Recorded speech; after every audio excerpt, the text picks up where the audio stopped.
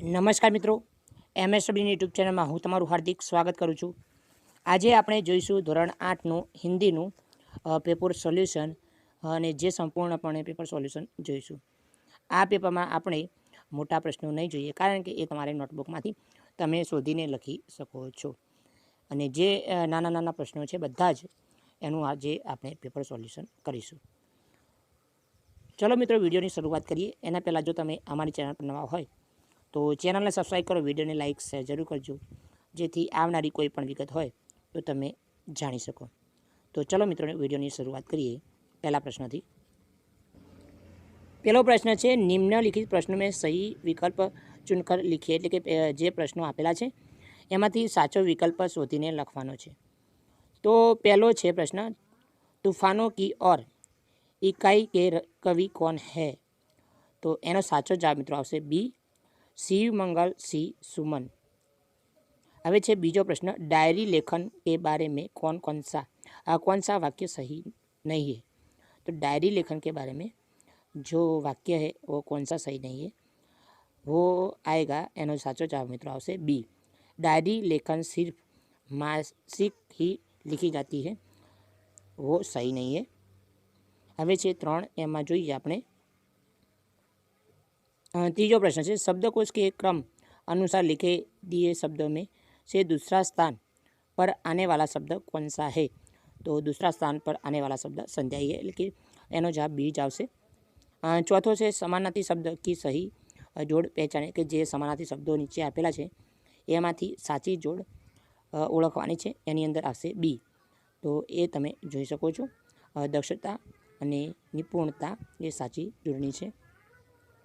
तो मित्रों पांचमो है विश्वास तो अविश्वास तो उजाला तो अंधारिया, आ रीते तमे कही सको छो, बी लखी सको छो साचो जवाब। छठो से निम्नलिखित शब्दों में से कौन सा शब्द अलग है? तो पौधा, हवा, पवन और प्रकाश।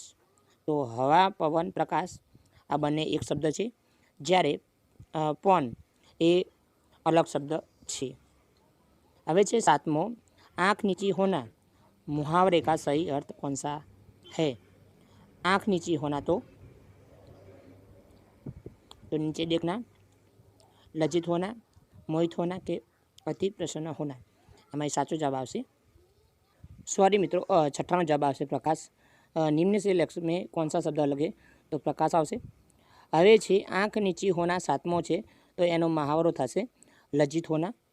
आठमो है, आठमानो जोईए कि अति शब्द का अर्थ पहचानिए। अति एटले अंत, प्रारंभ के किनारा के प्रकाश आ आकाश, एमांथी अर्थ ओळखवानो छे।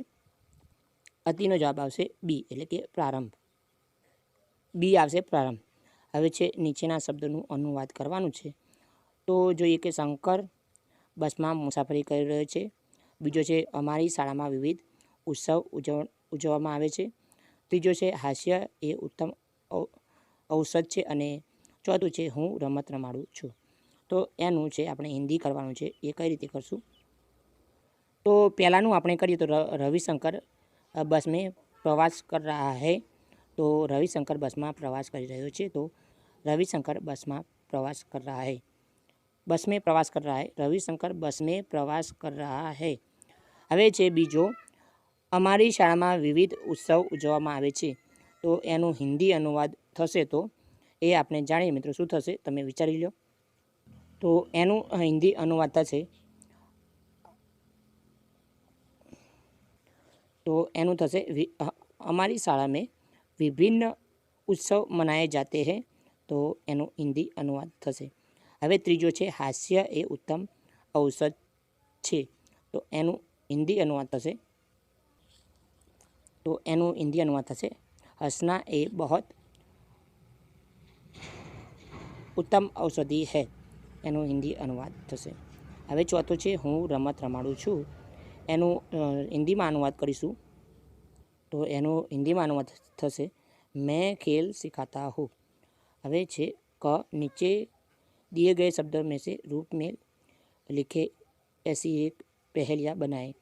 तो एमां वादल, हाथी अने पतंग आ 3 शब्दों आपेला छे। एनी एक पहेली बनावानी छे, जे तमने એક પહેલીના 2 ગુણ મળશે એવી 2 પહેલી બનાવી અને તમે 4 ગુણ પ્રાપ્ત કરી શકો છો. આપણે વાદળાનું જોઈએ તો વાદળાનું આ રીતે આપણે લખીએ, ન તો ખડે જમીન મેં ન ઉપર કોઈ સહારા, કારણ બના કભી શીતલ છાવ કા, કભી મૂસલા યા ધાર બહાયા. તો તમે આ વાદળનું લખી શકો છો. હવે જોઈએ આપણે બીજું. આપણે હવે પતંગનું લખીએ, કાગજ કા ધોળા ધાગે કી લગામ, છોડ દે ધાગા તો કરે સલામ. આ પતંગનું આવશે. હવે આપણે જોઈશું નેક્સ્ટ પ્રશ્ન. હવે પ્રશ્ન 2 છે, એની અંદર તમારે સંક્ષિપ્તમાં ઉત્તર લખવાના છે. એ તમારી જાતે નોટબુકમાંથી શોધી અને લખી શકો છો. એ રીતે તમારે બ લખવાનો છે. નિમ્નલિખિત પ્રશ્નો મેં उत्तर दीजिए.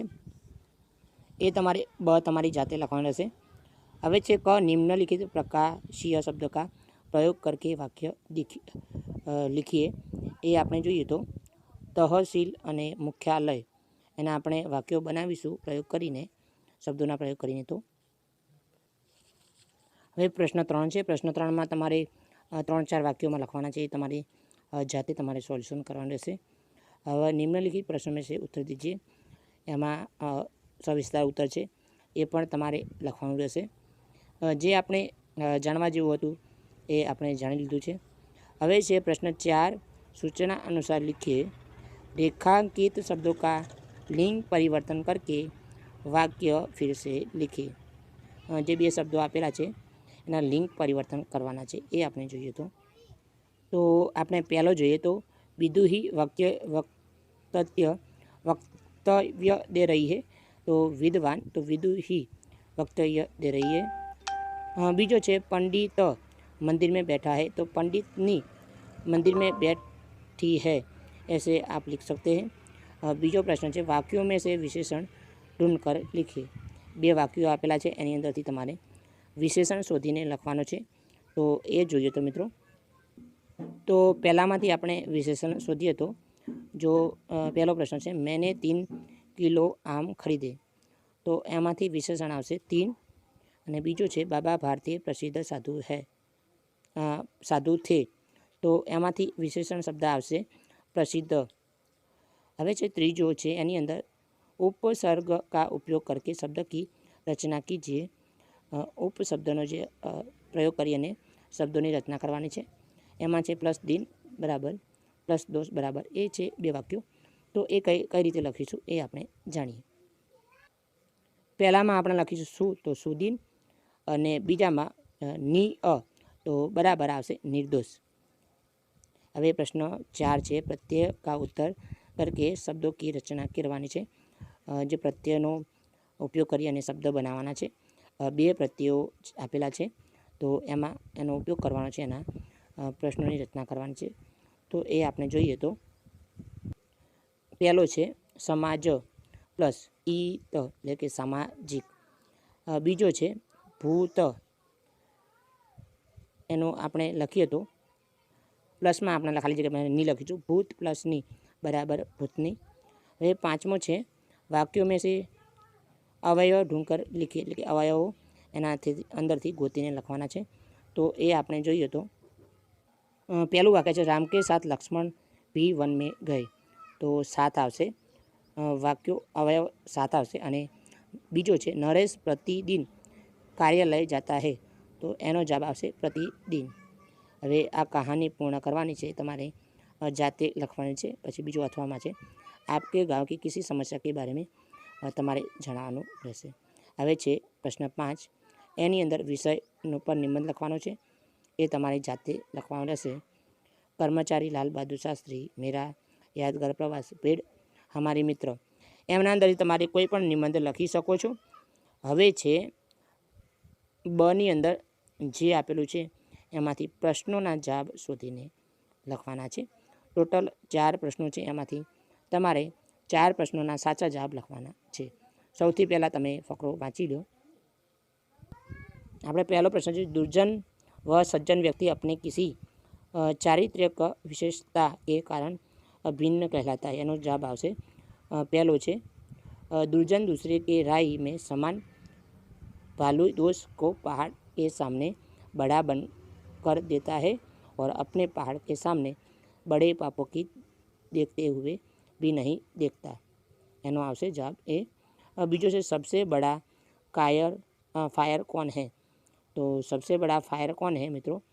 एनो जवाब आवशे त्रीजो छे अच्छाई का विलोम शब्द परिच्छेद में से ढूंढकर लिखे। अच्छाई तो बुराई आवशे। हवे चौथो छे उपयुक्त गद्यांश का उपयुक्त शीर्षक लिखिए।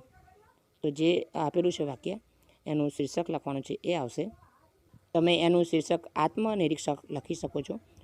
હવે તમારા જીવનના અનુભવના 8-10 વાક્યો લખવાના છે। બસ મિત્રો, આ વિડીયોમાં મિત્રો આટલું જ। જય હિન્દ, જય ભારત।